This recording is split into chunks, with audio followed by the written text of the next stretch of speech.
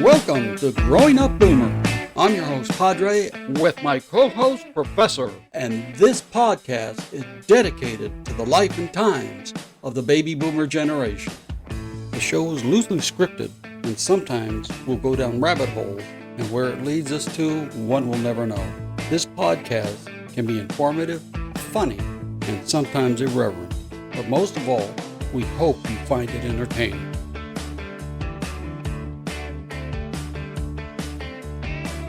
Hello and welcome to Growing Up Boomer. I'm your host, Padre, and we will take a trip down memory lane on some of the things that we used to grow up with if you were a baby boomer. Now, today we're going to go over some of the weird things that people used to believe 60 years ago. Oh man, some of them are pretty crazy. But before we do, I got to tell you, I was reading an article. I can't remember what website this was in, but it had said that if you were an extremely intelligent person, these 10 characteristics would be a sign of extreme intelligence. Now, I went through all these 10 and read them down, okay? And I discovered that I possessed, let's say, about 7 to 8 of these characteristics. Okay? I emulated at least 7 or 8 of them. But you know what that means? That means this list is wrong. Okay? There is no way. Anyone that knows Padre here knows I am not extremely intelligent. Okay, so I mean, that was end of story. I'm going like, nah, I'm looking at this list. Nah, this is not it. Throw it away. You know, but one of the things that I did not, one of my characteristics that were not in there was it said people who were extremely intelligent are very messy because they don't have time to clean up because their mind's always going. Okay? Now, anyone that knows me knows I'm an organizing clean freak. Okay? I just do not understand why people have messes. I mean, I want to find things when the lights are off. Okay? I want to know where that thing is. I can just walk over, I can pick it up. But my daughter's kind of the same way. But you know what they say about organized people? We're just too lazy to look for stuff. Okay. Well, let's get into the podcast. Today we're going to talk about weird things that people believed 60 years ago. All right. Now, the first one, I mean, I remember this, and you can see it sometimes in 1950 movies, 40s, 50s. They used to believe that jiggling belts could help you melt away the fat. Okay, if you remember, they would sit back, lean back, and then there would be these things that go back and forth, and they would shake you, and they were supposed to be able to melt away the fat. How they did that, I have no idea. But you know what? They must have sold a ton of them because they would have gyms with just these lined up, like treadmills. Yeah, I can't believe we believed in that. All righty. But you know what? This is us. This is America. We want to do things the easy way. We don't want to take time to work out or whatever. We can just stand there, lean back, and let this machine do the work. Fine. Okay? Give me a miracle drug. That's what we always want. Just give me something so I don't have to work at it. Okay?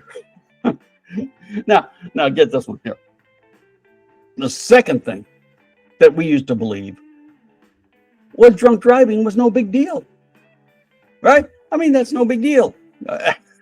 Baby boomers, how many times can you remember your parents driving with a buzz? Okay? Now, in the 60s, it wasn't so much alcohol, but driving stoned. Okay, I'm just going like, oh man, thank goodness I've never fell into either of those categories. But if you remember, They used to have the little pop tops, remember? And they were all over the place, all over the beaches and everything. A matter of fact, they were so popular, if you remember, they were in Jimmy Buffett's song, Margaritaville, remember? I blew out my flip-flop, stepped on a pop top, and they were all over the beaches, right? It was just unbelievable. So I think it was Coors that came up with a tab. Now, it wasn't a tab now, because this one was like a tab and you just flipped it all and you throw it away, because people couldn't find what they used to call a church key or a can opener to open up the beer. So they came up with these pop tops. But the problem is, once you popped them, people just throw them out. And people were, especially at the beach, were cutting their feet and stuff like that. So they decided to come up with another one. I think it was Coors. And you would push, and it had two circles. One was a large one, one was a small one. And you'd have to take it and like this, and you push each one down. Now, it was pretty hard to maneuver. It's not like today where you just flip it and it's fine. They got sued, or at least tried to get sued, by someone from Texas because they complained that it was too hard to open the can while they were driving. That's how much it was not a big deal. I mean, this did not really, in all honesty, this did not become a big deal till the 80s, when groups such as MAD, Mothers Against Drunk Driving, really started taking an issue with drunk driving. And by let's say 2004, it was pretty much universal. You do not drive drunk, okay? I mean, I'm sure the same thing's going to happen with marijuana as well, which is you can see, especially in California, where it says, driving high is buzz driving. So we'll see. But the other thing that they used to have a long, long time ago, during the 50s and the 60s, and this was mostly in the rural areas. If you remember your high school days, think about the clubs you were in. Okay, I was pretty nerdy, so I was in the chess club and the ham radio club. I mean, how nerdy can you get? I mean, that is like the pinnacle of nerdyship. Okay, but like normally in the Midwest and rural areas, they actually hosted gun clubs. I mean, I know someone who comes from the city, we couldn't fathom that, but still, it was one of those things that it was well accepted, and I don't know if they still do it anymore, but certainly back then it was nothing. I mean, they have it all the time. How about radiation was considered therapeutic? I did not believe this. So I had to go onto the internet and look it up. And sure enough, there was stuff that was sold to households which were radiant laced face cream. I mean, I can't believe this. All righty. This is in the 40s and 50s. All righty. In other words, it was supposed to be the cure-all. I mean, it got rid of wrinkles, chronic pain. I mean, everyone, the scientific community was excited about this, saying, wow, this is the best thing since sliced bread. But, after decades of using this, all of a sudden you started seeing cancer cases and sometimes even birth defects. So they finally said, you know what, we need to restrict this and get rid of it altogether. All right. How about the flight attendants? All righty. I mean, think about this. It was more than about hiring people to be, shall we say, and it was always a female stewardess. I mean, it was more like a beauty contest. Number one, they had to be young. They had to be single. They had to be slim. They had to be childless, righty, and conventionally attractive. You might as well have a beauty contest. All right. As far as the professionalism was concerned, that was like thrown out the window. You just got to look good. It was almost like not a job, but a modeling gig. But that's what people expected. And besides, flying really wasn't for the common man. I mean, flying was very expensive, and not everybody got to do it. As a matter of fact, I was not on an airplane probably until I was well in my 20s. Okay. Now, once I started moving up the corporate ladder, I was on a plane all the time. But until then, I mean, we were driving. We couldn't afford to fly. It was too expensive, right? Oh, and how about this one? This one kills me. Okay. Remember the food pyramid? I guess we reversed it and stuff like that. But you remember eggs were bad, right? But sugar was good. Eggs were the carpet, but sugar got a complete pass. You remember the cereals that we used to eat? Oh my goodness. We could do a show on just the cereals that we ate in the 50s and 60s, even in the 70s. One of my favorite was Sugar Crisp. Remember with Sugar Bear? Do you remember that one? That thing had 50% sugar. Do you remember those commercials? Can't get enough of that Sugar Crisp, Sugar Crisp. Remember that one? Sugar Crisp, can't get enough of that Sugar Crisp. Keeps me going strong. And in the 50s, this is how far back it goes, it had Three Bears. And the Three Bears would tell you, hey, this is great for not only breakfast, but for snacks or eating right out of the box. Right? Oh man, we were on a sugar high all the time. No, wait, get this. But they weren't the worst offender. The worst one were Kellogg's All-Stars. That had 58% sugar and 118 calories per ounce. All right. I'm surprised. And maybe it's because of the fact that we were always going. But you look at a lot of these pictures of kids and everything. There's not a overweight kid in the bunch, right? I think the first cereal to do really introduce sugar, I think was Kellogg's introduced the Frosted Flakes in 1955. Now, of course, that got the boring flakes, right? Boring, whatever they were, the flakes, the old corn flakes. Right? And they put sugar on them. I mean, how good is that? And then, of course, they had the mascot, Tony the Tiger, right?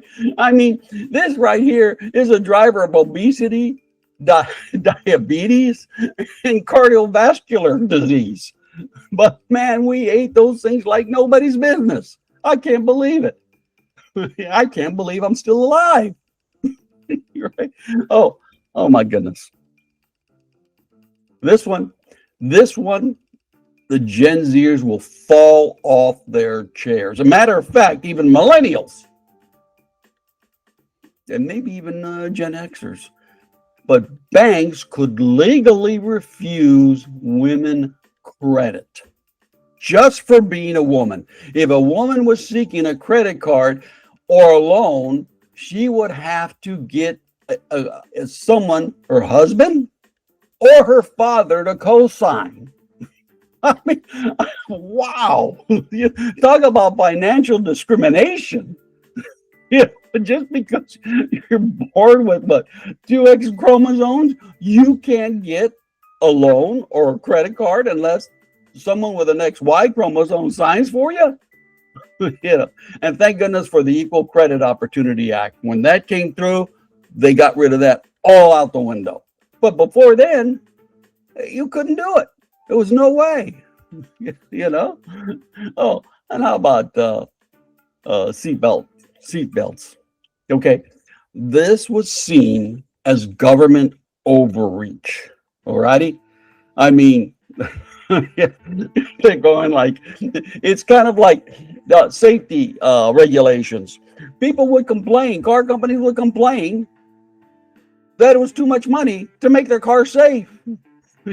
You know, and in order to get this passed, I mean, people really had to start saying, you know what, we don't want a car unless it has seat belts, because it's, you know, it's what do they say? Because it was a nuisance. Now, get this. In California, you know, we, by the state, had instituted seatbelt laws right away, right away. But it kind of took a little while, especially back east and Midwest. And I used to have a buddy who came from Rhode Island, and we would go back to visit, right, to Rhode Island, go back to visit, see the family and everything like that. He'd get in the car, he'd click the seatbelt, and the driver would look at him and say, "Well, you don't trust my driving?" I mean, for us, it was habit. We just clicked it no matter what. We got in the car, boom, you put on the seatbelt. And people were offended when he went to visit the family. So what? You don't trust me? Wow. You know. Oh, and how about this one? Okay. Asbestos was the wonder material. Introduced, I think, in the World Fair in 1936 or 37 or something like that. Matter of fact, it was continuous until my goodness, they started noticing lung disease from breathing this stuff in. And the other thing was that the Twin Towers, all right, probably about halfway, the columns were sprayed with asbestos. You know, and a lot of people, that's where they believe a lot of people had contracted lung cancer, because when the towers came down, that asbestos went into the air, and they ended up breathing that in. One of them was Donna Summer, who believes that because she had an apartment near the Ground Zero at the time, and she was not a smoker, and she died of lung cancer. But yeah, oh, that was a miracle drug, or the miracle material. I mean, you could do anything for it. I mean, it was in homes, it was in schools, it was in office. They'd use it in manufacturing. Oh man, this thing was everywhere. Yeah, yeah. But it ended up, finally, they said, you know what, we better check into this. And sure enough, that was the villain. Okay. Now, you know, this is so baby boomer. Okay. I'm going to tell you right now, this is so baby boomer. The mistrust of ATMs. Okay. That's because, right, whenever, I want you Gen Zers to listen. When a baby boomer is on the phone, okay, and they are talking, with financial or whatever, or tech services and things like this, when they're on the phone actually talking to a human, they will always ask their name, okay, because they want to make sure if something goes wrong, they have a name that can say, this person, said this. Okay? That was the mistrust of ATMs for baby boomers. There's nobody to talk to. Who are you going to blame? Okay? I mean, looking at, well, wait a minute. You know, this says this, but I know this is wrong. Okay? That was, and think about now. You think we were suspicious of ATMs? What about crypto, Bitcoin, all of this stuff? We're going into a cashless society, and that's tough for us. We always have cash just in case, right? Yeah. But but speaking of ATMs, you know what the other thing is, and I remember this was real big. State legislatures were, the state lotteries. When the state legislatures approved state lotteries, they were considered immoral, okay? And the reason why were a couple of things. First of all, it's gambling, okay? Some of the churches is gambling, okay? They associated with also organized crime and gambling addiction, moral corruption.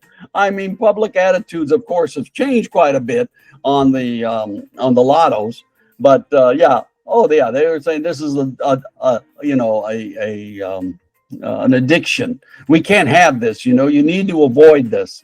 But, you know, but look at now, everybody's going into it. I mean, you know, so that, that was, that one was an interesting one because the state lottos, you know, the state actually ran those lottos.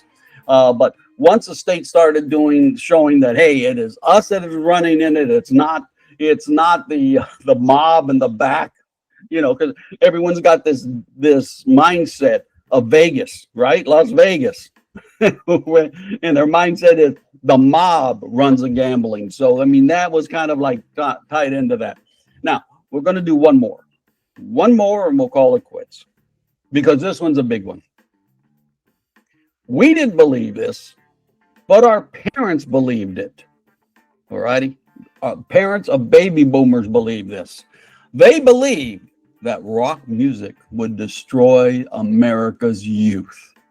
Okay? I mean, this was parents, teachers, religious leaders blamed rock and roll for everything the teenagers were rebelling against. Okay? Sexual promiscuity, juvenile delinquency, you name it. All right? It was all about rock music. You know? And that wasn't, it was just us. Okay? We didn't need to be influenced by rock music. We were already out there. Okay? You know? So, you know, that was a funny thing. And you think about some of the rock music that was coming out. Alrighty. I mean, a lot of times they just didn't listen to some of the music that we said. No, we used to talk about this, and you know, you talk about rock music, right? What about hip hop? What about gangster rap? You know, I mean, what came later? I mean, everybody was thrashing the rock music that we baby boomers listened to, but you know, some of the music that came out later, heavy metal, oh golly, all of this stuff. I mean, this just blew our parents' mind.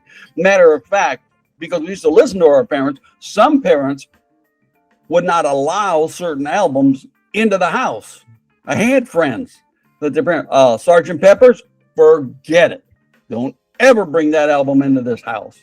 Okay, back then you listened to parents. If they said don't bring it in, you did not bring it in. End of story. But yeah, and there was a big deal one time about what was it? Oh, the USSR. All right, you remember the Beatles song Back in the USSR? Oh my goodness. Oh man, they were talking about congressional hearings on this song. All righty, because you know, the Beatles kind of made it from Chuck Berry's Back in the USA, and it was just kind of like a parody off of that. And the funny thing about that was that the USSR wouldn't allow that song to be played because it was rock and roll, and it would and it would damage the youth in Russia. It would corrupt the youth in Russia, so they didn't want that song played at all. You know, go figure. You know, but other than that, we're running a little long. Thank you very much. You have a great day, and may God bless.